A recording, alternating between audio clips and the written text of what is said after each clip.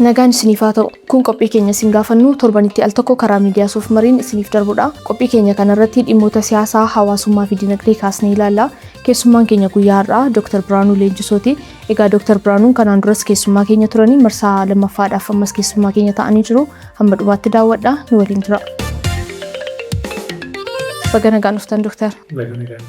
Egaa marsaa lammaffaaf deebisnee walagarree irraa yeroo lammataaf eeyyamamaa waan taataniif guddaa isin galateeffanna. Bal'inaan marii biyyaalessaa fi Finfinnee irratti xiyyeeffannee goonaa har'a marii keenya. Jalqaba irratti mariin biyyaalessaa barbaachisaa miti.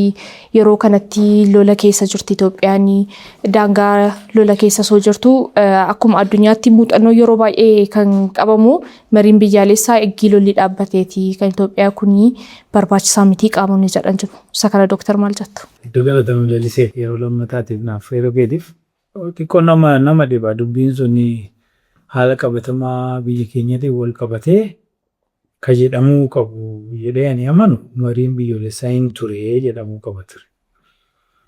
Maaliif biyyi kun kan ijaarame lolaan miti daangaa babal'ifannaa lolaatiin ijaarame akkuma daangaa babal'ifannaan sun dhumeen mariin biyyoolessaa ta'uu qaba ture. Waggaa 150 dura jechuudha. So waggaa 150 odoo hin godhamin ture jechuudha. Waggaa 150 odoo hin godhamin turuu qofa odoo hin ta'in rakkoo daangaa babal'ifannaadhaan wal qabatee ture san fayyisuun hafee ergasii booda immoo inni fayyuu dhiisuu isaatiin madaa saniin namni wal madeessaa waggaa 150 ture. Kanaafuu waggaa 150 dura godhamuu qaba ture jechuudha sirrii ta'u jedhee amna. Kanaafuu ajandaa sirrii natti hin fakkaatu bakka isitti waa fireem godhuun maaliif mariin in principle yeroo hundumaa barbaachisaa yeroo mariin hin barbaachisne hin jiraatu. Biyyootumti amma fakkeenyaaf lola hin qabnes waa'ee ijaarsa biyyaa kanarratti inuma haasa'uu inuma dubbatu mariin godhuu. Kanaafuu ka biyya keenya immoo bifa adda ta'een yeroo san godhamuu qaba tureyyuu ergasii immoo harkifatee argamuunsaa rakkoo baay'ee nurratti dhalee. Kanaafuu yeroo dhumaatiif waan kana goonee waliigaltee irra geenyee biyya waloo ijaarrannee adabarru waan jedhu kuni I think yeroo hundumaa ajandaa bilbiltuudha malee amma yeroo isaatii miti fayyadamu natti fakkaatu. Kanaaf ani waliin galu waan akkasii. Tole riippoortarii irratti gabaasa tokko dubbiseen ture. Biyya kanaa fi tiraanzishinaal jastisii waliigaltee hayyoota siyaasaa fi mariin biyyaalessaa barbaachisaadha waan jedhu kaastanii turtanii mee kamtu dursuu qaba jettanii amantu? Egaa tokkoffaa waan kana adda baasanii ilaaluudha. Amma marii biyyoolessaa kanarrattis wanti rakkoo ta'e keessaa tokko kana. Yaadrimeewwan kana walitti makuu walitti tokko godhanii ilaalutu jira. Waan adda addaatu jira achi keessatti. Amma fakkeenyaaf mariin hayyootaa kuni elite pact, political negotiation waan akkanaa kuni hin barbaachisa hayyoota siyaasaa gidduutti. Kanaafuu odoo inni dursee dhufee isaan walii galanii mariin sadarkaa biyyaatti haa godhamu jedhanii ta'ee baay'ee gaarii ta'a ture. Maaliif biyya kana keessatti rakkoon yookiin immoo waliigaltee dhabuun kan babal'atu yookiin maddi waliigaltee dhabuu baay'inaan hayyoota siyaasaati. Sun akkuma jiru ta'ee mariin hayyootaa fi immoo mariin biyyoolessaa tokko waan gargari. Takka jaarsummaas godhanii ilaalutu jira. Nama jaarsa wayii kaanii nama lama walitti araarsuu fakkeessa marii biyyoolessaa. Mariin biyyoolessaa akkasii miti. Jaarsummaa miti, marii hayyootaas miti. Marii biyyoolessaa jechuun marii waliigaltee lammiilee gidduutti uumuudhaaf godhamu. Lammiilee guutuu wajjin gadi taa'ee haasaa jechuun miti. Garuu yaadrimeensaa akkasi. Bakka bu'iinsa innis ta'uu bakka lammii walitti dhufee waan biyya isaa ka darbe irrattis waliigalee ka fuulduratti ijaaruu barbaadu irrattis itti waliigaluudha. Malee marii hayyootaa miti. Amma hayyoonni tokko keessatti hin hirmaannu jedhanii waan hin hirmaanneefuu hafuu qaba jedhanii warri amanan jiru. Sun sirrii miti. Odoo hafuu baatanii jiraatanii gaariidha.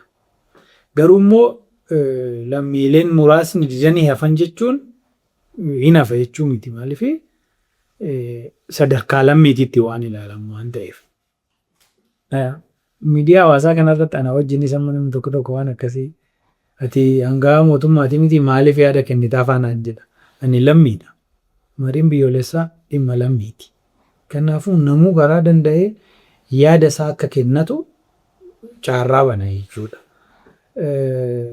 Kanaafuu tokkoffaa yaadrimee sana adda baasanii ilaaluun barbaachisaadha.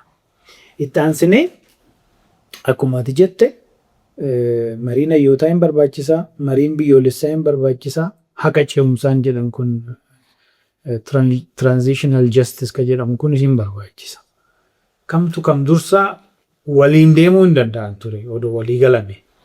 Hayyoonni walii galanii marii biyyoolessaatu barbaachisa. Mariin biyyoolessaa godhamee achirratti immoo haqa ce'umsaan jedhamu kana murteessanii isa kennu. Haqa ce'umsaa kana keessatti waan adda addaa ta'u, waan baay'ee simboolik ta'e, waan darbee beekamtiitti kenninudha jechuudha. Kanaafuu akkasitti deemuun hin danda'ama ture. Garuu dhumni marii biyyoolessaa kanaa tokkoffaa yaada kana sadeen yaadrimee kana sadeen adda baasanii ilaaluun barbaachisaadha. Mariin hayyootaa baay'ee salphi barbaachisaadha. Garuu mariin biyyoolessaatii fi mariin hayyootaa tokko miti. Mariin biyyoolessaa waan dhimma biyyaa, eenyummaa biyyaa, seenessa biyyaatiin wal qabatudha. Kanarratti lammii guututu hirmaatee karaa danda'ameen yaada kennee waan waloo ijaarrachuutti dhufa. Bu'aan isaa immoo haqa ce'umsaa kana ta'uu danda'a tokko. Eenyummaa biyyoolessaa namni hundi itti amanu ta'uu danda'a. Seenessa waloo ta'uu danda'a. Dubbiilee namni irratti wal mormu gara I think boodeen kaasnaa dhimma Finfinnee kanaaf wal qabatee waan uummanni irratti walii galeen gara waan murtoodha ta'u yaada dhiyeessuu ta'uu danda'a jechuudha. Kabiraa marii biyyoolessaa yeroo jedhamu akka waan murteessuutti ilaalama. Ammas akkasumatti ka'aa jira miti. Mariin biyyoolessaa kun waan inni murteessu laallaa jedhee taa'ee eeganam. Mariin biyyoolessaa murtee murteessu. Qaamni murteessuu miti. Waliigaltee uumuudha. Kaayyoon isaa inni guddaan namoota mareetaan san gidduutti akka walitti siqan, walitti dubbatanii yaada kaasanii hundumtuu akkatti waa ilaalu kaasee walitti siqsuudha. Waliigaltee uumuudha malee murtee murteessuu miti. Yoo waliigalteen uumame yookiin immoo yaadni walitti siqu yoo dhufe immoo isa akka murtoodha ta'utti qaama murtoo murteessuuf yaada dhiyeessan malee ofumaan murteessan jechuudha. Amma Finfinnee irratti eenyu ta'a murteessuu hin danda'u. Mirga akkasiin qabu. Waan namni irratti warri mari'atu sun waan irratti walii galame san qaboo yaa'ee qabaatee qaama murteessuuf dhiyaasa. So kanarratti akka waliigalaatti ka duraa sunis barbaachisaa miti hin jette sunis hayyootatu dursuu qaban jedhu kunis haqa ce'umsaa ka jedhu kunis maddi waan kana hundaa natti fakkaatu anaa hubannoo waloo dhabuudha marii biyyoolessaa waan jedhu kanarratti. Takkaa goonee hin beeknu waan ta'eef namni baay'ee waan kanarratti hubannoo dhabuu danda'a. Garuu immoo marii kana keessa waan kanarratti hubannoo deemuu barbaachisaadha. Kaayyoon marii biyyoolessaa inni guddaan waliigaltee lammiilee gidduutti uumuudha. Akkasumas wal amantaa lammiilee gidduutti akkasumas immoo sirna mootummaa biyyoolessaa fi lammii gidduutti waliigaltee uumuudha. Wal amantaa uumuudha. Walitti dhiyeessuudha. Madaa jiru. Walqixa akka hubannoo fi beekamtii akka kennu boodudha jechuudha kaayyoon isaa. Biyya kana keessatti egaa seenaa waloo irratti namni hunduu yookaan sabni hunduutti walii galu baay'ee muraasa baay'een isaa wal falmisiisaadha. Itoophiyaa kaleessaa utuu irratti waliin galiin Itoophiyaa boriidhaa fi marii taasisuun kun akkami? Itoophiyaa kaleessaa Itoophiyaa boruu ka jedhu kana I think biyyi ka jedhamu kun yaadrimeen biyya jedhamu kun kan ijaaramu waa kana lamaan irratti. Ka darbe yoo jiraate ka darbe san hawwajjin dagachuu qabnu waliigallee daganne hawwajjin yaadachuu qabnu immoo waliigallee qabannee fuulduree ittiin ijaarrachuudha. So addaan baana kun lamaan walitti hidhata. Biyya wanni jedhamu kun yookiin ijaarsa biyya wanni jedhamu kun biyya Faransaayitti jalqabe. So namichi yeroo baay'ee irra deddeebi'ee kaasa maqaa isaa Ernest Renan jedhamu. Namni yeroo duraati waan kanaaf hiika kennuudha yaale sun maal jedha? Biyyi kan ijaaramu waan lammiilee irratti walii galan irratti jedha. So sammuu lammiilee keessatti ijaarama jechuudha biyyi. Sammuu lammiilee kana keessatti immoo yeroo ijaaramu mariidhaan ijaarama jedha. qaama nuyi godhaa jirru kan. In principle Itoophiyaan lammiileen kana dura akkanatti wajjin mari'atanii hin beekan miti. Itoophiyaan hin ijaaramne jechuudha. Sirna mootummaa Itoophiyaatu ijaaramne malee biyyi Itoophiyaa jedhamu amma har'aatittuu hin ijaaramne jechuudha. Hojii manaan xumuramiin hin jennu irra deddeebinee kanaaf. So akka reeneen jedhutti sammuu namaa keessatti ijaarama. Inni immoo waan ijaaramu waliigalteedhaanii. Waliigalteen immoo waan dhufu mariidhaan jechuudha. Mariin kun maalirratti xiyyeeffatamoo jennee waan darbe, waan wajjin yaadan, akkasumas immoo waan dhufu, waan wajjin ijaarannu irratti jedha. Waan darbe kuni seenaa lama. Tokko seenaa badaa ka dagachuu qabnutu jira. Isa irratti waliigallee dagachuu qabnu. Kun irraanfachuu qabnu. Irraanfachuu qabnu yeroo jennu dhiisuu qabna jechuu miti.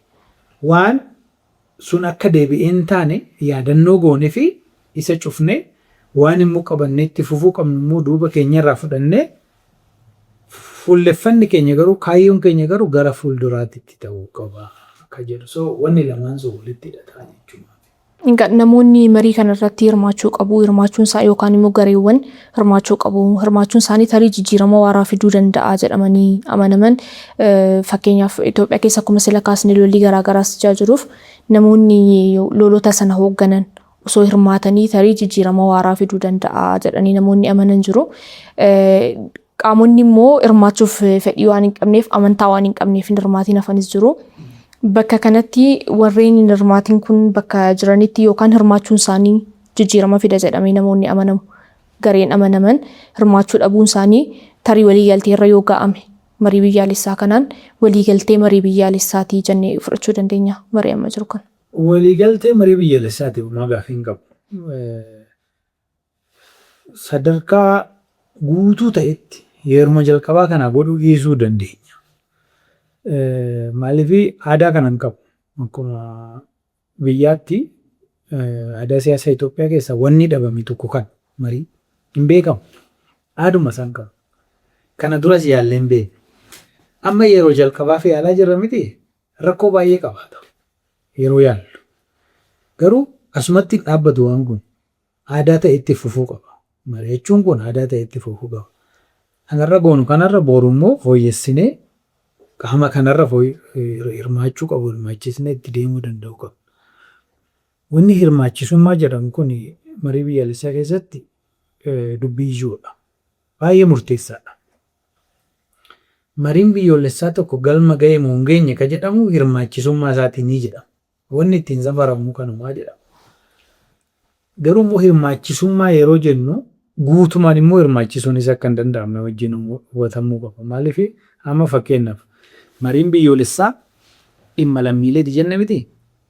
Lammiilee meeqa qabna biyya kana keessa? Miiliyoona 130. Miiliyoona 130 bakka tokkotti walitti finnee mariisisuun hin danda'amaa? Hin danda'amu. Kanaafuu mala lammataatti ceena jechuudha. Bakka bu'oota filannee namni muraasni nama baay'ee bakka bu'ee akka mari'atu godhuudha. Kana immoo waggaa goonuu wanni hafuunuma jira jechuudha. Maaliif lammiin tokko lammii hundumaa nama fakkeenyaaf nama 4,000 mari'ataa jira. Namni 4,000 kun nama miiliyoona 130 bakka bu'aa jechuudha. Namni ani bakka nan buune jedhu baay'ee jira. Inni tokko piraaktikalii qabatamaadhaan nama hundumaa mariisisuun hin danda'amu. Kanaafuu hirmaachisummaan kun gaafii keessa galaa jechuudha samaa. Karaa biraa immoo murtoo siyaasaati hirmaachisummaan. Eenyutu hirmaata kan jedhu poolitikalii ilaalcha siyaasatiin murteessita jechuudha. Akkamitti maali kaayyoon marii biyyoolessaa biyya ijaaruudha miti. Namni marii biyyoolessaatti irratti hirmaatu nama biyya ijaaruudhaan walii gale ta'uu qaba jechuudha. Qaamni biyya ijaaruudhaan waliin galiin yookiin immoo waliin galle akkamitti hirmaata? Dhufee isin diigaa waan ta'eef marii. So hirmaachisummaan barbaachisaadha. It's a very critical concept. Garuu immoo practically tokko hundumaa hirmaachisuun waan hin danda'amneef lammata immoo ilaalcha siyaasatiin hirmaachisummaan kun akkatti compromised ta'u akkatti guutumaan guututti hojiitti ni qabnetu jira jechuu barbaade tananii. Garuu inni akkuma jiru ta'ee ammas amma danda'ametti qaamni hirmaachuu qaba. Qaamni hirmaachuu qaba yoo hirmaate qofa mareen biyyoolessaa galma gahee yookiin immoo milkaa'e jechuu dandeenya. Garuu muuxannoo biyya keenyatiin muuxannoo gahaas hin qabnu haal duree sanii ta'us guutuu hin qabnu jalqabbii kana akkana ilaalle itti deema babala isaa deemu. Amma qaama hidhatee socho'us tattaaffiin godhamee ture hirmaachisuudha. Warri deebi'ee hirmaatee akkuma jirutti ta'e warri hafee hin jira. Asumatti dhaabbataa isaanii hafan jedhee nama himani. Mormoo kanarra fooyya'ee qaama kana hirmaachisanii waan irratti mari'atame kanarratti yaada isaaniitti dabalanii yaada murtoodhaaf ta'u san kana caalaa gabbisanii itti deemanii. So adeemsa kana hubachuun barbaachisaadha jechuudha. Maaliif adeemsi isaatu baay'ee murteessaadha. Yeroodhaa yerootti immoo waan fooyya'aa adeemu ta'uusaa fi jalqabbii kana garuu namuu gaafii keessa galchuun qabu. Maaliif akkuma ta'etti jalqabamuun isaa waan gaariidha. Kana caalaa garuu fooyyessaa deemu. Gaaffiin namoota baay'ee namoonni 1000 kun akkamiin filatamanii kan jedhudha. Namoonni 1000 tarii quba qabdu namoonni 1000 kun akkamiin filatamanii isinoo maan hirmaatiin haftan? Egaa namni bakka na bu'u hin jiraata jedhee amanaani. Lammata immoo dhugaa dubbatuuf amma akkuma isin jedhe san haala qabatamaa jiruuni pilaatfoormuma sana irratti qofa yaadni kennamuu qaba. Amma maal godhaa jirran mari'ataa jirra. Marii kana gadhiistanitti yaada kiyya kennataa hin jira. Waa'ee marii biyyoolessaa akka ittiin ilaalu maal akka fayyadu kanuma kana dabalata jechuudha. So lammiilee hundi achitti hin hirmaatan jedhee namanuu bakka inni jirutti immoo ani hafuun ispeeshal godhee hin ilaalu namni ana fakkaatu achiin jiraata jedhee tana mana yaadniin immoo ani irratti yaada kennadhu immoo bifa saniin akka gahuu barbaada. Yoo inni ta'uu baate hoo dubbiin sun irra deebi'amee akka mari'atamuun yaada dhiyeessaa. Kanaafuu marii biyyoolessaa hoggaa hubannu akkuma dura jedhee jalqabbii kan akka gaariitti fudhannee garuu yaadni nuyi barbaannu yaadni ragaadha hin utubamne garuu akka naqam kaalamne bakka jiru irratti hirmaachuudha. Akkamitti filataman kan jedhu baay'een beeku dhugaa dubbatuuf ditteelisa maaliif akka nama dhuunfatti yaada kenna malee koomishinis miti. Waan kana keessatti hirmaadheen beeku akka caarraa ta'e garuu akka natti fakkaatutti nama bakka bu'u hawaasa kana garee wal fakkaatutti qoqqoodanii segimanti godhanii achi keessa nama fudhachuutu jira natti fakkaata. Amma danda'ametti qaamni hawaasaa garaagaraa akka bakka bu'ummaa qabaatu godhuudhaaf tattaaffiin akka godhame nan beeka. 100% hundumtuu immoo bakka bu'ummaa qaba jechuun hin danda'amu. Hanqina inuma qabaata. Akkuma dura jedhetti guutaa deemu ta'uu wayya. Kan daawwataa jirtan qophii keenya isin gaafannuuti. Qophii kanaan dhimmoota siyaasaa, dinagdee fi hawaasummaa kaasnee ilaalla. Keessummaan keenya guyyaa irraa Dr. Biraanuu Leenjisooti. Hamma dhumaatti daawwadhaa. Nu waliin tura.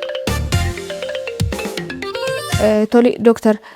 Waa'imti Finfinnee marii biyyaalessaaf dhiyaachuunsaa sirrii miti jedhanii garee nama nan jiru. Abbaa qabeenyummaasaa yookaan abbummaasaa Oromoon qaamota isaaf mirkaneessan barbaaduu hin qabu. Marii marratti iyyuu Finfinneen dhiyaachuu hin qabdu turte Direedawaa dabalatee jechuudha. Dhiyaachuu hin qaban ture gareen jedhan jiru. Isa kana akkamiin ilaaltu? Hedduu galatame lalisee. Mata duree kanarratti yeroo lammaffaa dhimmachaa jirrani. Gaafii sana odoon hin kaasiin dura dhimma Finfinnee kana siyaasa Oromoo keessatti dubbii bilbiltuudha. Yoo xiqqaate immoo waggaa 15 darbe kana yeroo hundumaa ajandaadha dhimmi Finfinnee ture. Ajandaa sadarkaa biyyaatitti kaasu akka gaafitti kaasnu qofa miti. Oromuma keessattuu akka itti dubbii kana hubannu wal falmisiisadha. Akka carraa ta'een immoo waggaa 15 irrana fakkaata Amsterdam taanee waan kanaaf fireem godhuu jalqabnu OMN irratti yeroo sanii jalqabee waggaa 15 guutuu kana waan kana irratti qoratuudhaan barreessuudhaan dubbatuudhaan asuma jira. Ji'a muraasa dura immoo akkuma yaadattu falmii filannootiin wal qabatee yaada nani Finfinnee irratti kenneen wal falmisiisaa ta'ee ture. Waan naannoon jedhin tokko kaasanii ajandaa tokko ammas deebi'ee si jira dhufeera dhimma kanarratti. Maaliifan dhufe dubbii kanarratti hayyootuma Oromoo gidduutti wal hubannoon sirriin hin jiru.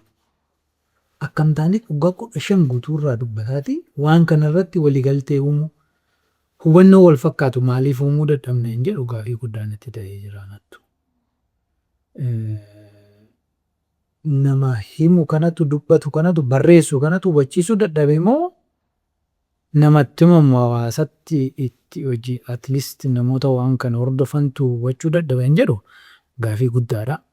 Kanaafuu waan kana I think sirriitti xiinxaluun barbaachisaadha.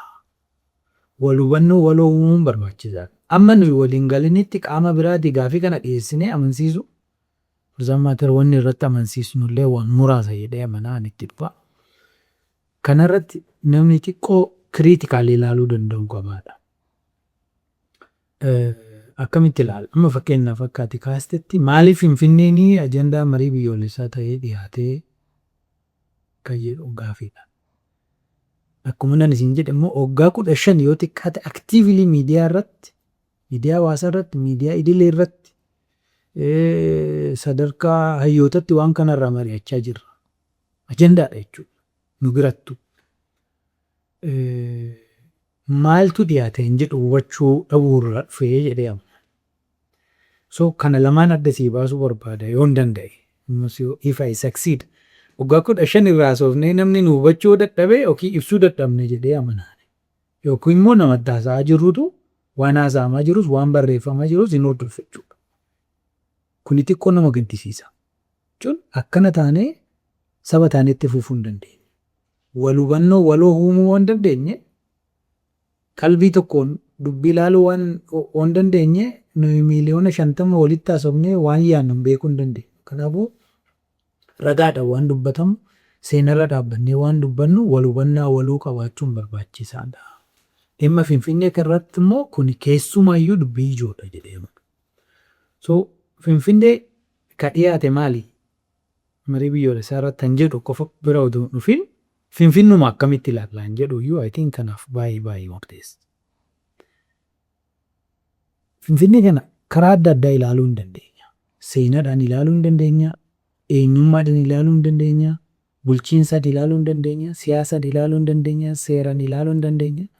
Walitti dhufeenya jiraattonni magaalaa Finfinnee fi mootummaan federaalaa qabuun ilaaluu hin dandeenya. Walitti dhufeenya yookiin hidhata Finfinnee fi Oromoon qabuun ilaaluu hin dandeenya. Karaa adda addaa ilaaluu dandeenya jechuudha.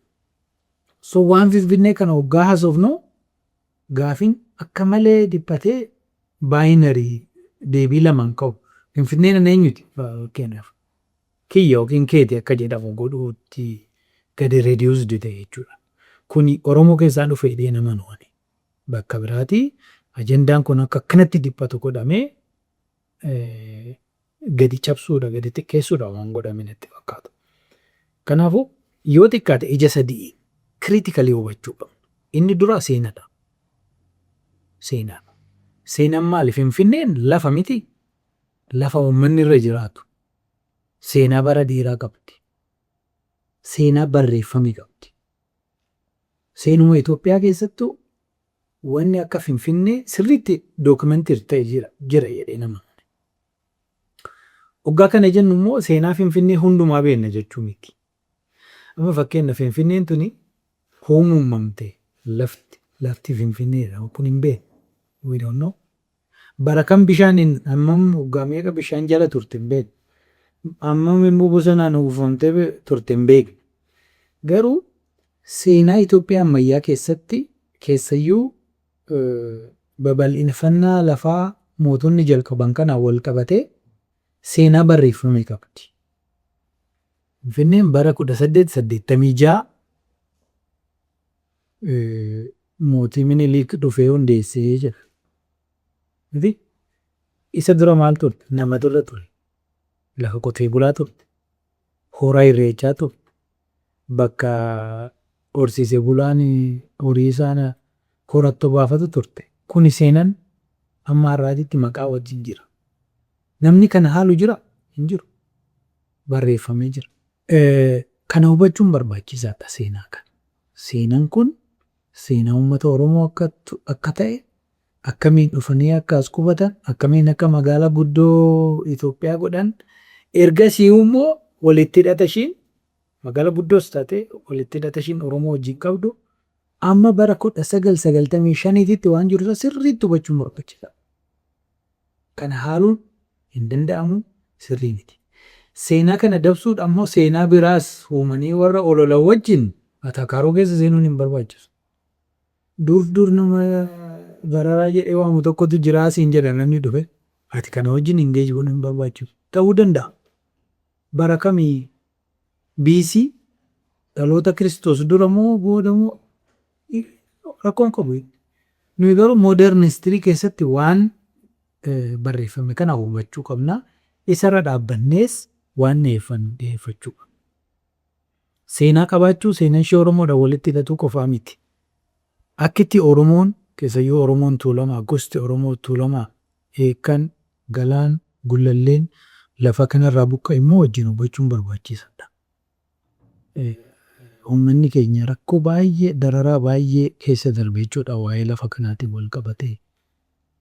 Isa hubachuun waan sirreessuu dandeenyu deebisnee sirreessuun fakkeenyaaf hora Finfinnee deebisnee irreecha as fiduun waan tokko miti.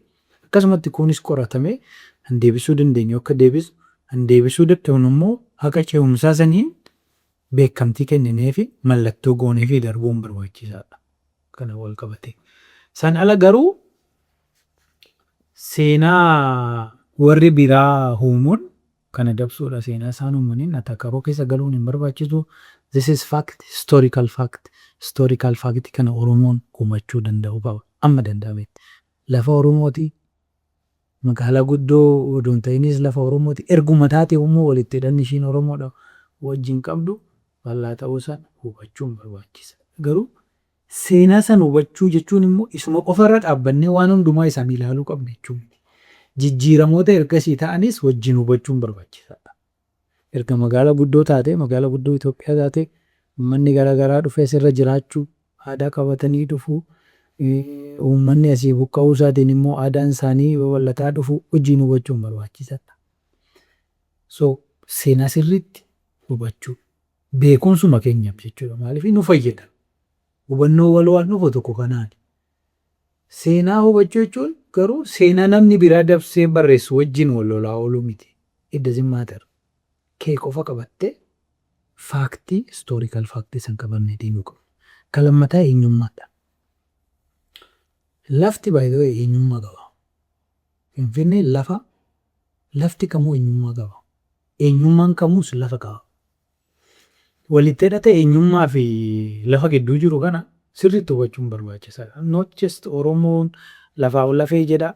Any identity eenyumtuutti kamuu lafaa wajjin hidhata qaba. Amma fakkeenyaaf sabni saba ta'uu kan danda'u lafa irra qubatu wajjinii. Sanuu maal jedhama? Eenyummaa sabaa kanuun lafa bakka qubateedha. Akkatti lafti sun lafa biraarraa itti daanga'eetu eenyummaa uuma. Kanaafuu Oromoon naannoo kana qubate eenyummaa mataasaa qaba. Of course gosa Oromooti. Eenyummaan Oromoo sun eenyummaan gosa Oromoo sun eenyummaa lafa kanaati jechuudha. Eenyummaa tan ibsa. San jechuun garuu namni eenyummaa biraa qabu asin dhufu jechuu miti. Hin dhufa. Eenyummaan kun walitti makamuu danda'a. Qabatanii wal maddii jiraachuun hin danda'ama. Eenyummaan 2, 3, 4, 5, 8 jiraachuun rakkoon qabu. Iddoo zimmaate. Garuu eenyummaa garaagartummaa yookiin immoo daneessummaa eenyummaa kana bulchuu dadhabuun garuu rakkoodha. Rakkoodha. Amma fakkeenyaaf asuma istuudiyoo kana fuuldura kun lafa eekkate miti. Lafa eekkaa kanarra namni dhufee kun asitti gamoo Dabra Daamoo jedhu tokko jira. Laftan eekkati namichi immoo gamoo Dabra Daamoo jedhu irratti ijaaleera. Rakkoon qabu lafa eekkate irratti gamoo Dabra Daamootu jira jechuudha. Kana lamaan akkamitti ilaalaa namoonni guddaan?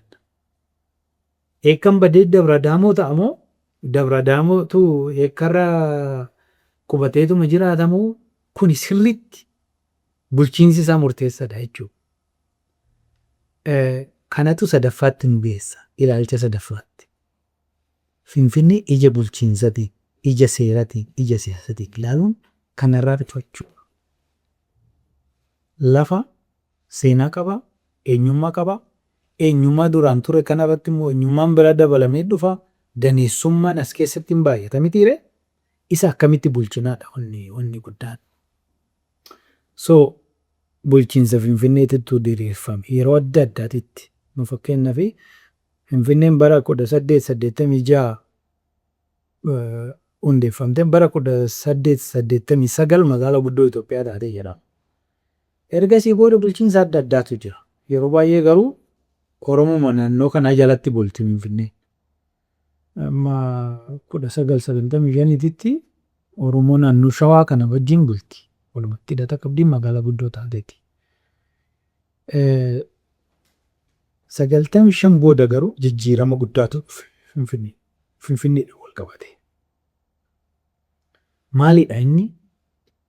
Finfinneen bulchiinsi ishii tokkoffaa caaseffamni sirna federaalaa kun ifatti radda'e mitiiree hin tumame seera keessatti.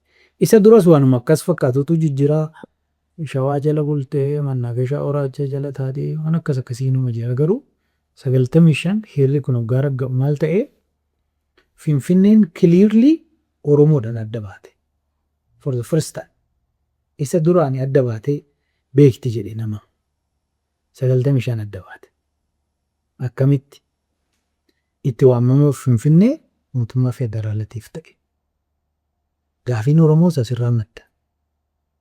Gaafiin Oromoo bu'uuraa kana jedhee tana manaadha. Waa'ee bulchiinsa Finfinnee kana itti waamama bulchiinsa Finfinnee kana jedhee tana mana. Amma gaafiin ati kaasite asitti dhufa. Maaliif ajandaa taatee dhiyaatti jedhan. Heerri baasee Oromoo jalaa baasee bulchiinsi mootummaa naannoo Oromiyaa ijaaramee jira. Finfinnee garuu achi jalaa baasee federaala jala godhee jira. Wanni nuyi kanarraa irraa dubbataa turres kanuma. Waggaa 15 darbe kana yoo xiqqaate Finfinneen Oromoo jalatti buluu qabdiidha. Gaafii guddaa. Maaliif seenaadhaan eenyummaa ishiidhaan walitti hidhata ishiin Oromoo wajjin qabduun qaama Oromiyaa waan taateef Oromoo jalatti buluu qabdiidha. Gaafiin. Amma kana yeroo kaasnu hubannoo waloo dhabuurra confusionii waan akka malee wal xaxaatu qaba. Waan baay'eetu wajjin qaba. Gaafii kana concrete godhanii kaasuu irratti rakkoo. Maal jenna fakkeenyaaf Finfinneen lafa Oromooti jenna. Yeroo baay'ee amma sinuma jedhama miti. Isa eenyutu gaafate? Maaliif gaafanna nuu? Annoora Oromooti jenna. This is historical fact, geographic fact. Eenyutti maa irra kana? Gaafa nuyi Finfinneen lafa Oromooti jennee ajandaa biraa nuyi hubnu jarri dhufanii seenaadhaan bara akkanaa bararaa jedhamtii lafa teenyaa siin jedhan. Kana jaraa miti anuumi nuyi. Dogoggora nuyi goonurraa madda kun. Finfinneen lafa Oromoo ta'uun ajandaa miti gaafiiti. Gaafii goonee garuu yoo dhiyeessine warri biraas gaafii isaan walgitu fidanii jechuudha. Annoora Oromooti jenna. Oromoo ta'in jedhu kanarratti wal falmuu hin dandeenya. Geographic locationidhaan seentarii miti Finfinneen gara kaabaatti argamti. Anyway haa ta'u maaluma namatti hin taate waa'ee muragaa. Gaaffiin jiru maali reema? Itti sii dhufa magaala guddoo Oromiyaati jenna. Magaala guddoo Oromiyaati so what? Eenyu gaafate kana? Kuni faaktidha. Dhugaa Oromooti. Dhugeeffata Oromooti. Kana falmiina dhiyeessuu hin qabdu. Yoo wanni achitti dhiyaate kana ta'e dhuguma dogoggora.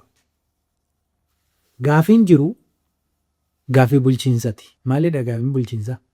Gaafiin bulchiinsaa wanna amma jenne kanaan adda baheetiin. Seenaadhaan lafa Oromooti. Eenyummaadhaan Oromoodhaan walitti hidhata guddaa qabdi. Sanuu Oromoon irratti miidhamee madaa addaa irraa qaba. Annoora Oromiyaati akkuma jennu lafa giddu galeessa jechuu ta'e. Kun immoo bakka Oromoon itti walitti dhufu jechuu ta'e. Magaalaa guddoo Oromiyaati. Kanaafuu Oromiyaa jalatti buluu qabdiidha. Bulchiinsa jechuudha. Waa'ee bulchuuti. Immoo waa'ee bulchuu yeroo jennu nama asirra jiru kana daneessummaa asirra jiru kana nama kaartaa manaa qabu kana tuquu miti waliin argu kun. Lammiin kuraasa achuma jiraata, boonaanis achuma jiraata, hunduu akkuma jiru kanatti ta'a. Finfinneen ofummaan of bulchiti waan rakkoon qabu. Garuu itti waamamni ishii mootummaa Oromiyaati ta'uu qabaadha. Maaliif? Qaama Oromiyaa waan taateef. So wanni mariidha dhiyaate maali? Lafa Oromoo ta'uu ishiiti? Dhabuu ishiiti? Miti. Lafa Oromoo ta'uun beekamaadha. Seenadha. Eenyummaa Oromooti walitti hidhata ishiin qabdu? Miti. Handhuura Oromiyaa ta'uu ishiiti? Miti. Magaalaa guddoo Oromiyaa ta'uu ishiiti? Miti. Bulchiinsi Finfinnee itti waamamni isaa mootummaa federaalaatii ta'e kuni mootummaa naannoo Oromiyaati ta'uu qabaadha. Kana maaliif hin gootaniree? Maaliif gaafii dhiyeessitan yoo jedhani heera keessatti akkanatti barreeffame waan jiruufi heera humnaan hin diigdu. Unilaterally qaamni tokko heera fooyyessuu hin danda'u. Heerri mariidhaan fooyya'a. Kanaafuu waan achi jalatti barreeffame san mariidhaan amansiisanii wal falmanii waliigaltee uumanii san jijjiiruudha. Ajandaa marii godhanii dhiyeessuun dogoggora tokkollee hin qabu jedhee nama. Daangaan saboonni jiraattonni Finfinnee saboonni garaagaraas Finfinnee keessa waan jiranii fi daangaan gaaffii isaanii amma maalii ittisan kan isaan gaafachuu danda'an Finfinnee irraa? Wanni Finfinnee irratti gaafatamu kuni gaaffii jiraattota magaalaa Finfinneeti yaada jedhu qabu. Maaliif namni magaalaa Finfinnee keessa jiru fakkeenyaaf namni kutaa tana keessa jiraatu gaafiinsaa as keessa asii bahee tajaajila adda addaa argachuudha. Tajaajila magaalaa irraa argatu argachuudha. Ka kaffalee argatu kaffalee akka mirgaatti hammata. Kanaafuu jiruun magaalaa keessaa kun baay'ee foormaaliidha. Gaaffii baay'ee hin fidu. So namni magaalaa kanaa maal barbaada? Magaalaa tasgabbooftuu jiraattonni nagaa wajjin jiraatan tajaajilli magaalaa keessatti kennamuu danda'u bifa saffisa qabuun kennamuu danda'u barbaadan namni magaalaa keessa jiraatu. Bulchiinsi magaalaa Finfinnee abaluu jala galuu qabdi abaluu jala galuu qabdi waan jedhu kana jiraattota magaalaatu kaasa inni nama siyaasaa bakka wayii jirutu kaasa waan kana falmii kana. Kanaafuu hubannoo amma guyyoota muraasa darbe kana waan akkana irratti muuxannoo biyya adda addaa barreessaa ture. Maaliif namni hubachuu waan akkana.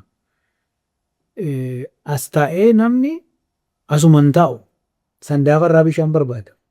Buraayyuu irraa bishaan fudhata. Xoxxoo baay'eetti muka argata. Qotee bulaa naannoo kanarraa nyaata argata. Kanaafuu walitti hidhanni isaanii uummata wajjin qabanii baay'ee barbaachisaa fi cimaadha.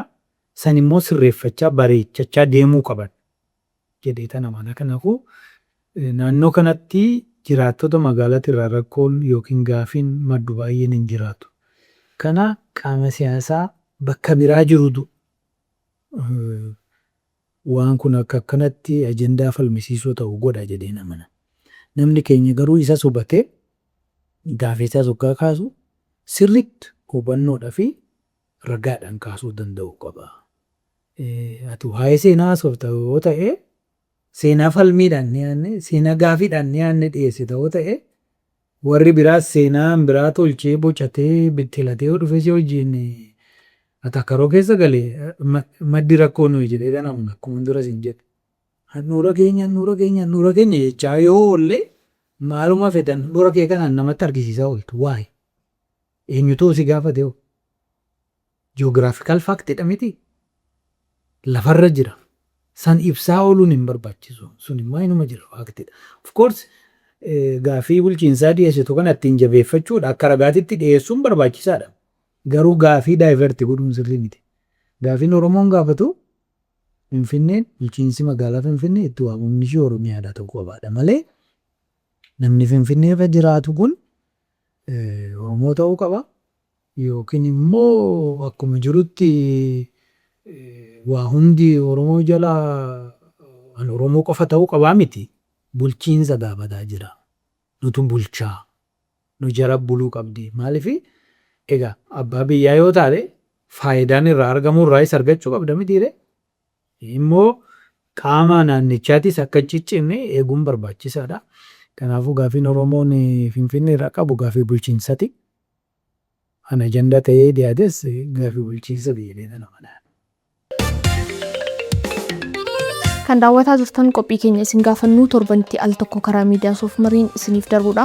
Qophiilee keenya warreen kaanis YouTube keenya subscribe gochuun hordofaa. Yaadaaf qeeqa qabdan nuun ga'uun dagatinaa. Hamma dhumaatti nu waliin tura. Kan biraan filannoo sadii qofadha Finfinnee ilaalchisee kan dhiyaate. Filannoon sadan kun mootummaa federaalaa jalatti bultuu, Oromiyaa jalatti hadeebituu fi kan naannoo of dandeessee haa taatu kan jedhudha akka odeeffannoo qabutti. Filannoo sadan kana qofa keessatti daanga'uun ishee sirrii miti namoonni jedhan jiru. Oromiyaa fi federaalii waliin bulchuu qaba kan jedhus filannoon keessa jiraate gaarii ture jedhanii namoonni kaasan jiru. Isa kana sana qabxiin ilaaltu. Gaaffiin Finfinneedhaan wal qabatee ajandaa ta'ee dhiyaate gaaffii bal'aa fakkaataa nuyi waan amma Finfinnee fi Oromiyaa walitti dhufan irratti xiyyeeffannu malee dhimma baajataa fa'aa dhimma mana murtii waan baay'ee of keessaa qaban isaan dhiyeessan. Magaalota federaalaa jedhamee jecha jalatti dubbiin baajataa qoodiinsa baajataa fa'aa waan akkasii kaa'anii jiru.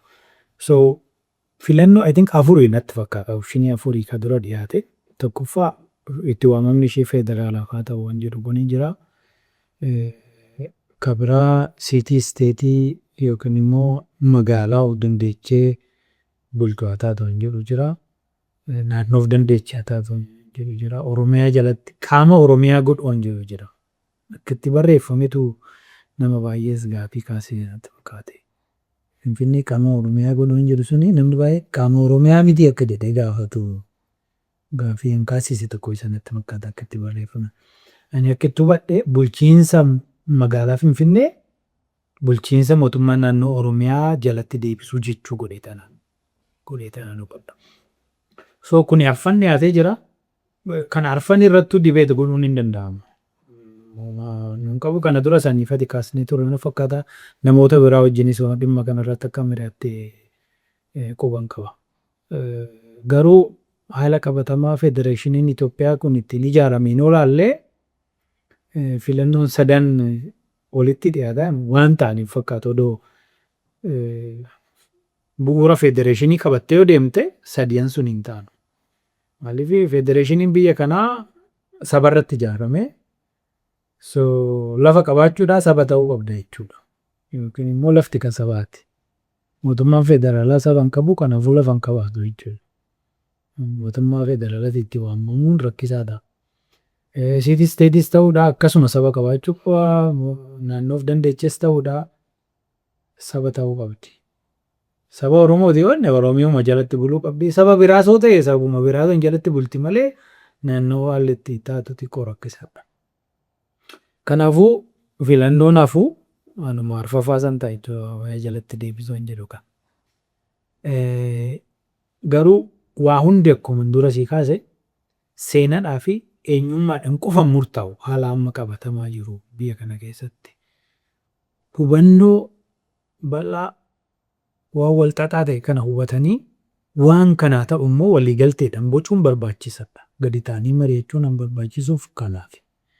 Bulchiinsi kun akkamoo ta'e qaama hundumaa hammachuu danda'a. Itti fufiinsa biyya kanaa mirkaneessuu danda'an jedhu sun wajjin ilaalamuu qaba. Amma waan kanarratti mari'atamaa jira. Gaaffiin Oromoon qabu akkuma dura sii kaase gaaffii bulchiinsaati. Finfinneen nu jalatti buluu qabdi kan jedhu kana.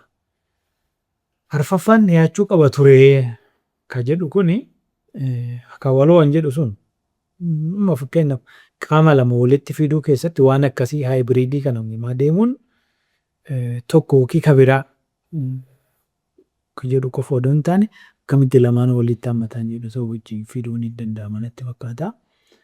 Filannoodha jedhee nanani eegumsiisa. Amma fakkeenyaaf akka purely fedhii Oromoo yookiin immoo fedhii mootummaa naannoo Oromiyaa irra dhaabbannee maal ta'uu qaba dhimmi Finfinnee kun marii biyyoolessaa kanarratti hin jenne.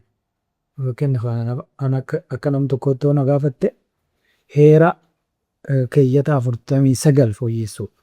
Heera keeyyanni 49 muraa 5 qaba. Inni dura Finfinnee magaalaa guddoo Itoophiyaati jedha. Tokkoffaan. Lammaffaan Finfinnee bulchiinsa mataa ishii qabaattee bulchiinsa magaalaa Finfinnee mataa ishii qabaattee shaggarii isinuma qaba rakkoon qabu. Sadaffaa irratti bulchiinsi magaalaa Finfinnee itti waamamni ishii mootummaa federaalaatiif jedha. Rakkoon rakkoo bakka saniis hin jireera. Oromoon maal gaafataa jira? Mootummaan naannoo Oromiyaa maal gaafataa jira? Bulchiinsi magaalaa Finfinnee itti waamamni ishii mootummaa naannoo Oromiyaatiif akka ta'u. Amma heera kana oopshinii tokkoffaa yookiin filannoo tokkoffaadhaan odoo fooyyessine akka Oromoon barbaadutti qofa odoo fooyyessine maal ta'a? Finfinnee magaalaa guddoo mootummaa federaalaati. Finfinneen bulchiinsa mataa ishii qabaatti. Muraasa sadaffaa irratti illee itti waamamni bulchiinsa magaalaa Finfinnee mootummaa naannoo Oromiyaatiif ta'a. Keeyyanni arfan lamaan gadafan sun hin hafu jechuudha. Hin barbaachisoo miti. Maaliif qaama Oromiyaati bakka bu'iinsa federaala keessatti kan qabattu Oromiyaa irratti. Filannoo tokkoffaan kana jechuudha. Namoota idea Oromoodhaaf. Maaliif Oromoon abbaa biyyummaa isaa hin mirkaneeffata. Magaalaa guddoo isaa taati bulchiinsa Oromoo maal wanni jedhamu barbaachisu. Fedhii addaa waan jedhamu barbaachisu. Oromoon Finfinnee bulchiinsa isaa jalatti deebite jechuudha kana hawwata. Kuni garuu kontestiidha baay'ee. Falmiin isaan ka'umma kana irratti kan hawwatu dhiyaatee miti hiree tokko. Falmiitti irratti ka'aa seenaa jiru waggaa 30 darbe kana yoo laallee heerri akkana buluu isaatiin wantoota jijjiiraman ani maali jedhamuu danda'a. Kanaafuu hundee federeeshinii Itoophiyaatiin gaafii keessaan galullee ta'u immoo special keeziidhaan itti waamamni ishii mootummaa federaalaatiif haa ta'u hin jedhu sunu keeyyanni sadaffaan sunu akkuma jirutti itti fufee jechuudha. Yoo keeyyanni sadaffaan akkuma jirutti itti waamamni ishii mootummaa federaalaatiif haa ta'u jedhamee itti fufame jechuudha. Arfaffaanis wajjin dhufa maaliif bulchiinsa mataa ishii qabdi mootummaa federaalaaf itti waamamti.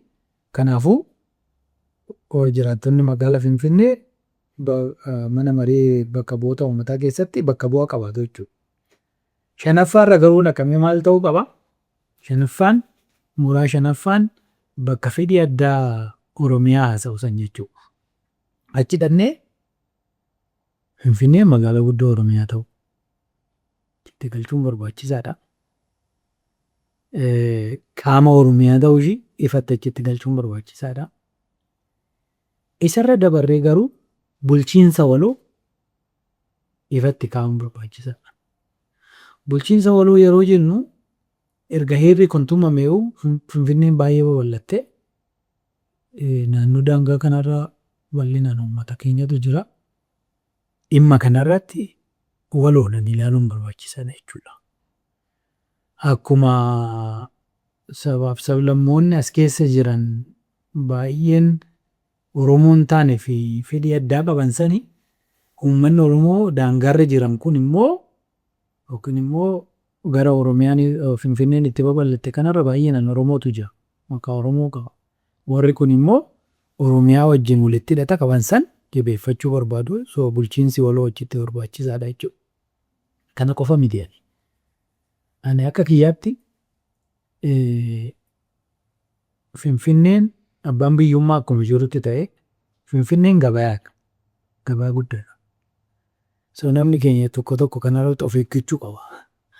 Amma magaalli guddoon asii adeemu bakka biraa dhaquu waan akkasii kana naannoo waggaa koominti godhu naannoo kun sirrii miti. Magaalli guddoo asuma ta'uu qabdi. Giddugala biyyattiiti nuyi waggaa baay'eedhaaf as ture asuma ta'uu qaba magaalli guddoon. Yoo xiqqaate magaalli guddoon asuma ta'uu qaba. Babal'ataa deemuu danda'a. Dhaabbileen mootummaa tokko tokko gara biraa deemuu danda'an garuu magaalli guddoon Itoophiyaa asuma hoo taate wayya. Maaliif magaala guddoo qabaachuu jechuun beeki gabaa guddaa qabaachuu jechuudha. Kalaqa guddaatu wajjin dhufa. Qaroomina guddaatu wajjin dhufa. Kanaafuu kana meenteen godhuun barbaachisaadha. Akka waan salphaatitti ilaallee gatti keessuun barbaachisaa miti. Dhiibbaan nurraan ga'u akkuma jirutti ta'ee faayidaan inni qabu jira. Amma fakkeenyaaf biyya Itoophiyaa keessatti naannoonni lafti gatii gaarii qabu eessa? Asii miti maaliif? Haa magaalli guddoon as taateef. Meeshaan bakki itti gatii mi'aadhaan itti gurguramu eessa? Asi. Boru yoo oomishni itti gurgurachuu dandeenye gabaa guddaadha jechuudha. Kanaafuu gabaa dhiibuun sirrii miti. Kana godhuun akka dogoggoraa irratti ilaalamuu qaba. Irraayis of qusachuu qabna waan akkanaati irraa. Ka biraa Finfinneen giddugala diinagdeeti. Giddugala diinagdeen Itoophiyaa guddaan asuma jira. Kana dagachuun qabu. Kana hubannee garuu Oromoon akka irraa fayyadamu godhuudha wanni barbaachisu. Diinagdee guddaa asii maddu kanarraa Oromoon irraa fayyadamaa jiraayi. Akkamitti irraa fayyadamuu danda'a? Akka jedhutti deemu qaba. Amma waan siyaasaa, waan aadaa, waan abbaa biyyummaa maal kana haasofnu malee akka siyaasatti deemee gaafiin bu'uuraa gaafii fayyadamuuti. Diinagdeedha. Kanaafuu diinagdee Finfinnee kanarraa akkamitti Oromoon irraa fayyadamuu danda'aadha wanti guddaan. Kanaaf wal qabatee fedhii addaan jiru achi keessa waggaa meeqa ta'e? Waggaa 30 ta'e. Maaliidha fedhiin hin ta'u nama ammatitti seerri itti baheeti hiikamaan jedhu sun hin hiikamne miti. Kana hiikutu barbaachisa. Dubbii jabduun ta'a. Fakkeenyaaf ana akka nama tokkotti akka hiikamuu barbaadda naan jette ani galii Finfinnee irraa argamu kanarraa parsentii muraasa Oromoodhaa kennuudha. Mootummaa naannoo Oromiyaatti kennuudha.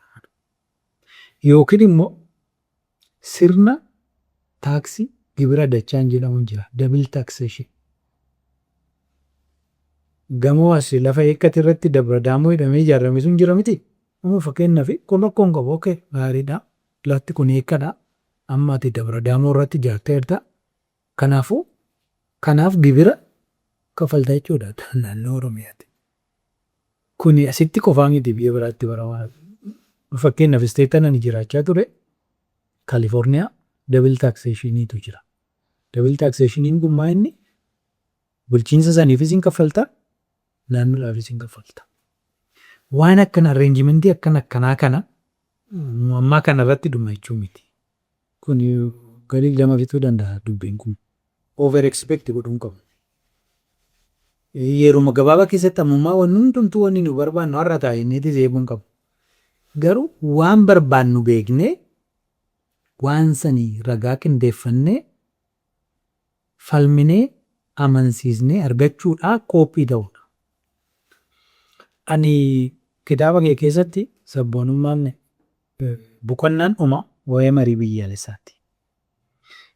Achi keessatti yaada lama dhiyeessee ture. Yaadni na dhiyeessu kun maal inni marii kun barbaachisaadha. Akkuma dura si kaase waggaa 150 dura jalqabamuu qaba tureeyyuu tureera. Ammas bakkuma dhaqqabnetti dafnee waan kana hiikuu danda'u qabna. Kana daddafnee hiikuudha garuu marii sadarkaa lamatu barbaachisaan jedhee akka kiyyaatti.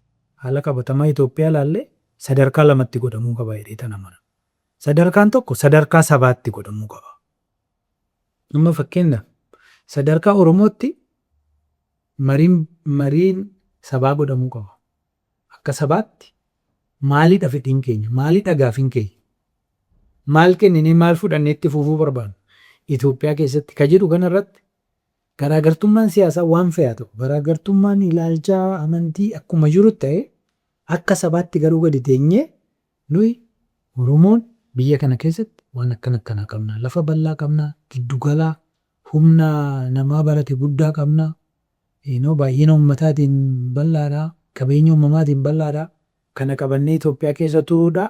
Wanni nuyi Itoophiyaa irraa barbaannu yookiin sabaaf sablammoota biraa irraa barbaannu kana jennee irratti walii galuu qabna ture. Kun kan ilaalcha kiyya. Marii biyyoolessaa biyyoota 8 keessatti godhamu qoradhee achi keessatti barreesse. Gaafa nuyi walii gallu maal ta'a jechuudha. Amma fakkeenyaaf dubbiin Finfinnee kun maal ta'a? Ifa ta'ee dhufa jechuudha. Finfinnee seenaadhaan akkanatti Oromoodha waan walitti hidhattuuf gaafiin keenya bulchiinsi Finfinnee nu jala galuu qaba. Kuni gaafii Oromoon akka Oromootti qabate komishinii marii biyyoolessaa kanaaf dhiyeessu ta'a ture. Komishiniin marii biyyoolessaa kun immoo isarra dhaabbate sadarkaa biyyatti sabaaf sablammoota walitti fidee mariidhaan dookumentiin isin dhiyaata. Namoonni dhufanii dookumentii kana dhiyeessan isin dhiyaatu. Amma namni tokko achi ta'e maal ta'e namuma ergan malee yaadni akkanatti irratti walii galame jiraachuu mala. Ani beekuu dhiisuu danda'a garuu dookumentiin qophaa'ee namni qabatee waa'ee Finfinnee hoggaa ta'e chaaptarii Finfinnee dhaqee Finfinnee akkana. Waan itti dabalu irraa hir'isuun qabu yaada akka sabaatti irratti walii galle sana achitti dhiyeessee isarratti falme jechuudha. So marii biyyoolessaa biyya akka Itoophiyaa biyya daneessummaadhaan ibsamtu kana keessatti sadarkaa lama. Actually afaan Ingiliffaatiin naashinaal diyaaloog jedhama. Naashinaal waan jedhamu kuni waan sabaa akka sabaa jechuudha. Hiikana ni kennuun sadarkaa sabaattis godhuu qabna sadarkaa biyyaattis godhuu qabna akka jedhudha. Jalqabumaa qabee akka caarraa ta'e sadarkaa marii irratti waan marii biyyoolessaa kana irratti hirmaachaa ture. Beeraayi mikikirii ture uffata afaan Amaariffaa dhimma kansaa. Beeraayi mikikirii sadarkaa Oromootitti goonaa kanaan agaraayi mikikirii jechuu qabna jedhee namni namoota yeroo san tura wajjin falmaa ture jechuudha. Agaraayi mikikiriin kunillee jechisa. Jecha beeraayi mikikiriin sadarkaa Oromootti godhamuu qaba. Agaraayi mikikirii ta'uu qaba kuni ka jedhu. Falmii dhiyeessuu ni yaada waggaa 7-8 dura. So akkas ta'uu qaba ture. Amma waan hundaa'uun jalqabame kun akkuma dura siin jedhe waan dhumeef ta'uu baatus jalqabbiin isaa gaariidha. Sadarkaa kanatti waan dhiyeessuu qabnu waliigalteedhaan ija qalbiitiin wal hordofaatii bakkuma amma jiru kanattu kanumaan iyyaa walitti wacaa namni amma yaada ragaadhaan utubee yoo dhiyeesse ragaa san laalta malee waan ani barbaadu natti himne jettee nama arrabsaa ooluun sirrii miti. Kun saba cabsa. Nama ati arrabsitu sanii miti jechuudha. Keessayyuu immoo namni kun waan dhiyeessu ragaarra dhaabbatee dhiyeessa yoo ta'e homaan ta'u garuu akka sabaatti nu cabsaa. Kanaafuu ija qalbiitiin waa laaluun barbaachisaadha. Waan gaafannu beekuu qabna. Waan barbaannu beekuu qabna. Akka itti gaafannus akka itti ibsinus ragaadhaan utubnee dhiyeessuu danda'uu qabna. Saba sababaan waa ibsu saba ragaadhaan waa ibsuu danda'u ta'uu danda'uu qabna. Kan daawwataa jirtan qophii keenya isin gaafannuutii keessummaan keenya guyyaa irraa Dr. Biraanuu Leencisootii hamma dhumaatti waliin tura daawwadhaa. Finfinnee fi Oromiyaa adda baasanii yookaan akka faallaa godhanii Finfinnee fi Oromiyaa jedhanii ibsuumtiyyuu sirrii miti. Hariiroo Finfinnee fi Oromiyaa akkanaan ibsuu warreen jedhan jiru. Isa kanarratti maal jettu? Amma inni biyya kana siyaasa biyya kana keessatti hin baarne. Oromoo fi Itoophiyaa siin jedhu. Oromoo fi Itoophiyaan walii galanii hin beekanii siin jedha namni. Naa gala maal jechuu akka barbaadan ija politikaatiin garuu analytically meaningfully miti. Maaliif Oromoo fi Itoophiyaan mutually exclusive miti. Itoophiyaa keessa odoo Oromoo baaste anaaf Itoophiyaa waan jedhamu hin jiru jedha nama laali. Tokkoffaa parsentii guddaatu bahee hin duuti yookiin. Hiikumaa uumuun qabu wanni Itoophiyaa jedhamee ibsamu kun Finfinnuma kana beekanaaf. Itoophiyaan existan gootu Finfinneedha. Amma Finfinnee fi Oromiyaa soo jennu akka qaamattoo laalle akkasuma. Handhuura mitiiree handhuura Finfinnee Oromiyaa deenne bakka bura keessa baastee akkamitti ta'a. Garuu ija bulchiinsatiin yoo ta'e sirriidha. Maaliif ija bulchiinsatiin lamaanuu hin jiranii mitiiree. Amma fakkeenyaaf shaggariif Oromiyaa odoo itti sirrii miti. Sirruun sirrii miti. Maaliif shaggariif Oromiyaa waan jedhamu hin jiru shaggar qaama Oromiyaati bulchiinsanis. Finfinneen garuu Oromiyaa jala baatee heeraan itti waamamni ishii mootummaa federaalaatiif taate Oromiyaanis jira paaralaliidha jechuudha jarri lama ija bulchiinsatiin.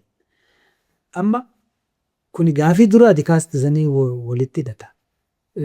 Finfinneen akkamitti mariidha dhiyaatan nama jiru sanii. Kan mariidha dhiyaatu Finfinnumaa miti lafaa miti. Seenaa ishiitii miti. Bulchiinsa ishiiti. Maaliif bulchiinsi ishii bahee bakka biraa jira waan ta'eef gaafiin keenya immoo deebi'uu qaban jedhu waan ta'eef already ajandaadha. Ajandaa ta'uunsaa dogoggora tokkollee hin qabu. Kana hubannee akkamitti akkasumas deebi'uu irratti hojjechuudha malee waan ajandaa ta'uu qabu ajandaa ta'uu hin qabu jennee asitti wal sakaalaa ooluun dubbii san bu'uura irraa ni gochuudha. Ka walmaddii qabuutis akkasuma. Kan walmaddii qabamaa jiru amma bulchiinsa magaalaa Finfinneetii fi bulchiinsa mootummaa naannoo Oromiyaati.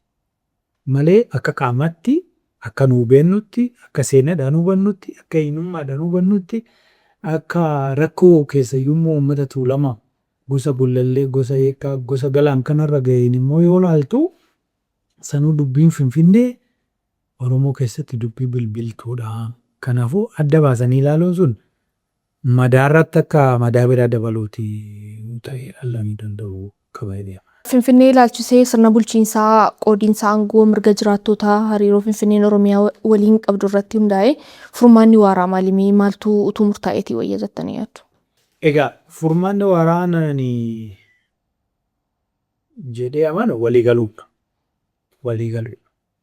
Waan feesaa ta'u waliigalteen jiraachuu danda'u. Amma jiru kunis amma Finfinneen bulchiinsi Finfinnee haalli ittiin diriiree akka itti heerri dhimma Finfinnee irratti tumamee ilaalchi siyaasaa isa duuba jiru waan irratti waliin galiinii fi yaada falmii ta'ee dhiyaachaa jiru. Finfinnee magaalli guddoon Oromiyaa takka Adaamaatti deebitee takka Finfinneetti deebiteen akkas godhamaa tures waan waliigalteen hin jiraanneef qaamni wayii aangoo siyaasatiin waan murteesseef. Har'as furmaanni kennamu kun waaraa akka ta'u itti fufiinsa akka qabaatu uummannis akka wajjin jiraatu deemnee dhumarratti uummanni akka wajjin nagaan jiraatu tasgabbii qabaatee jiraatu tokko sodaatee tokko sodaachisee akka hin taanedha mitiiree. Kana godhuudha furmaanni warraa waliigaluu waliigaltee uumuudha. Waliigalteen kun immoo waggaa ta'u dhugaarra dhaabbannee ta'uu qaba. Haqarra dhaabbannee ta'uu qaba. Seenarra dhaabbannee ta'uu qaba. Eenyummaarra dhaabbannee ta'uu qaba. Waan darbe hunda sirriitti qulqulleessinee sammuu qulqulluu hubannee ta'uu danda'u qaba. Waggaa 150 darbe kanaa naannoo kanatti rakkoon Oromoo irra ga'e salphaa miti. Kunis ilaalcha keessa galamee waan kun akkanatti asirratu yeroo jedhan irraa dhufe bara Lebena Dingilee Amaaraa turte ka jedhu yoo ta'e waliigaltee uumuun hin danda'amu. Waliigalteen immoo uumuun hin danda'amu yeroo jennu tokkoffaa biyya jeeqamtuu fi lammiileedha bu'aa hin qabne wayiiti uuma jechuudha. Namni kanarraa fayyadaman jiru. Amma garee wayii fa'aa ijaaranii warri mari'atan kun garee uumanii waan akkanaa godhu. Achuma keessatti duunaa fa'aa jedhan. Namni maaliif du'a amma? Du'ee maal godhan? Du'ee magaala fudhata? Akkamitti ta'a? Ilaalcha akkanaa kun xiqqoo sirrachuu qaba. Namni waggaa walitti dubbatu dhugaarra dhaabbatee ragaarra dhaabbatee walitti dubbachuu danda'u qaba. Kuni sadarkaa marii biyyoolessaatis sadarkaa marii eessattuu ta'u irratti ta'u qaba. Akkuma dura sii kaase nuyis dargaggoonni keenyas amma namni waan isaan dhaga'uu barbaadan yoo ittiin himne luruu nama arrabsuu nama xiqqeessuu maqaa xureessuu kun sirrii miti. Kuni akka sabaatti nuun fayyadu. Sadarkaa marii biyyoolessaa irrattis dhugaa nama biraa cabsuudha jettee seenaa sobaa biraa uumuun akka biyyaatti wajjin deemuudha. Ta'u kanaati uummanni magaala kanaas ta'e uummanni biyya kanaa nagaa wajjin jiraachuu an danda'an waliigaltee irra ga'uu danda'amedha. Waliigalteen kun immoo maal kennaa? Eenyummaa waloo hodhu kenniidha. Yeroo hundumaa qaamni tokko wanna hundumaa moo'ee odoo fudhate nageenyi hin jiraatu. Hodhu kenniitu nagaa waan qabdu irraa xiqqoo kennite isaanis waan qaban irraa yoo sii kennan jechuudha. Malee qaamni tokko yeroo hundumaa kennee kan biraa fudhatees hin ta'u. Waan akkasiin hojjetu. Kanaafuu kuni laphee siyaasaati hodhu kenniin kun.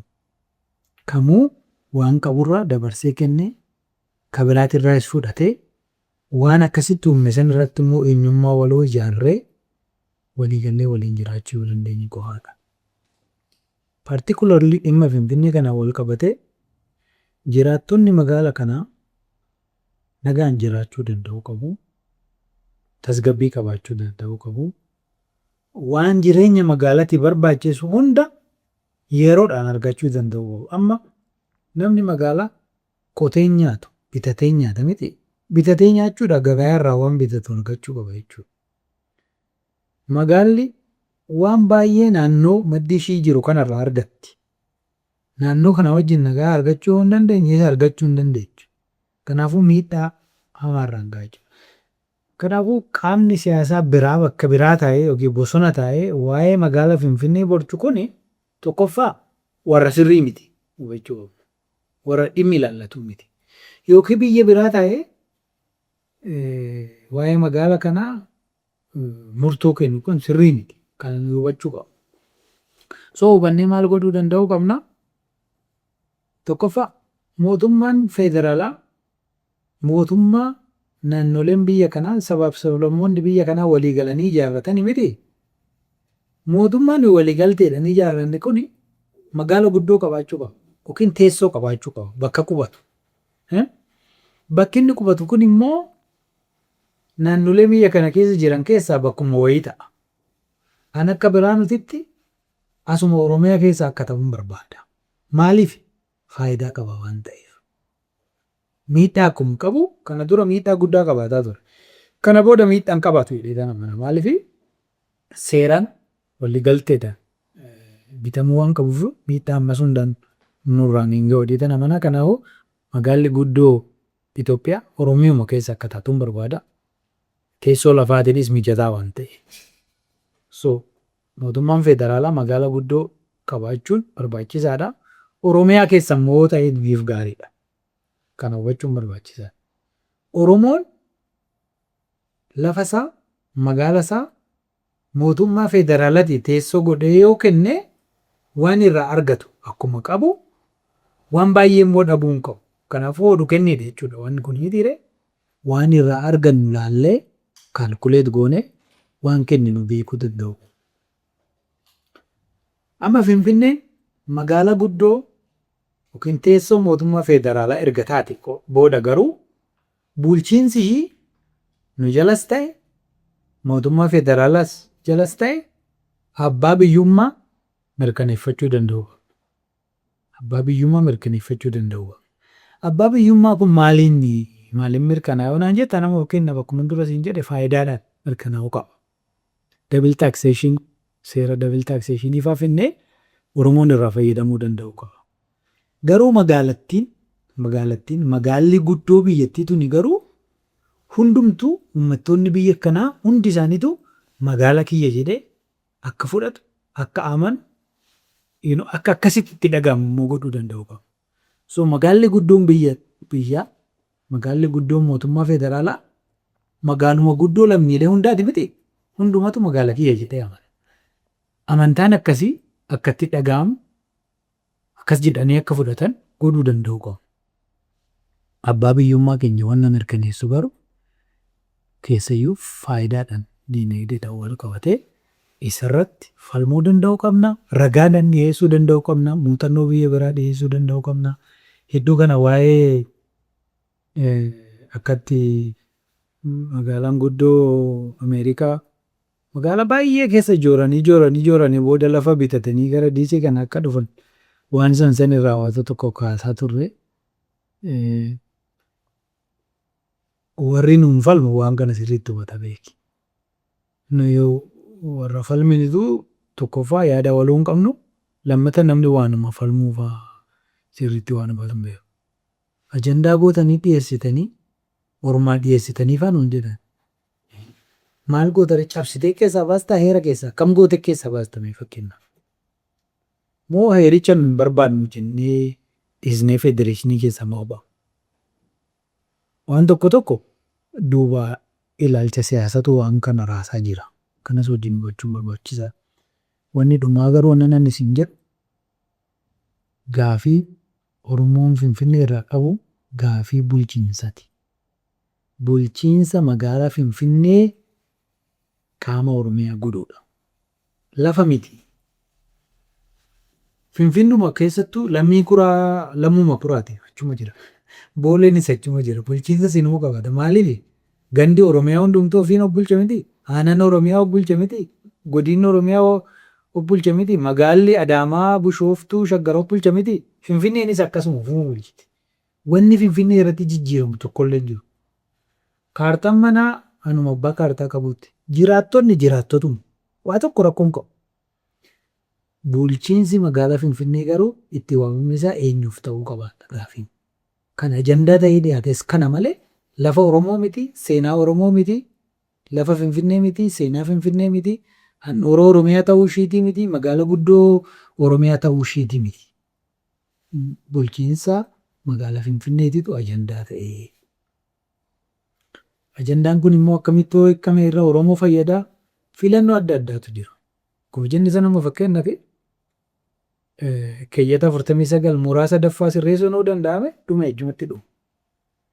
Inni immoo yoo falmisiisaa ta'ee gara keeyyata 5ffaatti gadi buune keeyyata 5ffaa keessatti magaalaa guddoo Oromiyaa ta'uu ishii, qaama Oromiyaa ta'uu ishii, bulchiinsa waloo fi faayidaa yeroo jedhamu waan administreetiif godhuun sirrii miti.